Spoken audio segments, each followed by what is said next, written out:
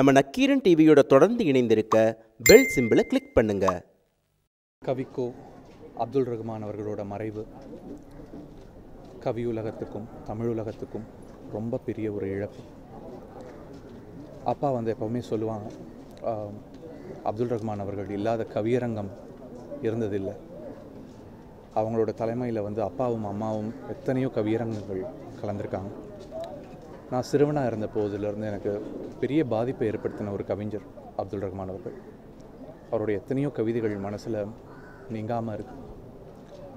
ஒரு பித்தனோட பார்வையில் இருந்து இந்த உலகத்தை அவர் பார்த்த அந்த பார்வை, அந்த கவிதைகள் என்னோட நினைவுகிட்ட என்றைக்குமே நீங்காது.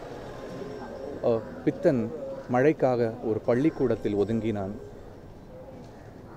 அந்த புத்தகங்களை பார்த்து அவன் பேசினான். புத்தகங்களே, எங்கள் குழந்தைகளை கிழித்து விடாதீர்கள்.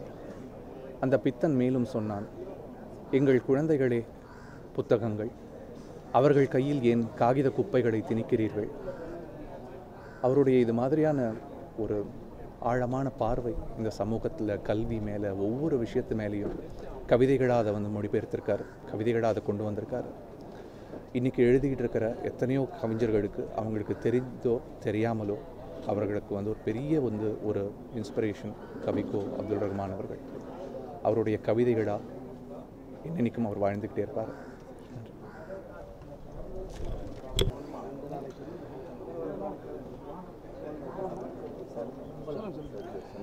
வெளியூரில் ஒரு தவிர்க்க முடியாத காரணத்தினால அப்பா இன்றைக்கி வர முடியல. அப்பா அவருடைய நினைவுகள் இங்கே இருக்குது. இன்னைக்கும் அவரோட நினைவுகள் கவிக்கோ அவர்களோட இருக்கும்னு சொல்லிட்டு சொன்னாங்க.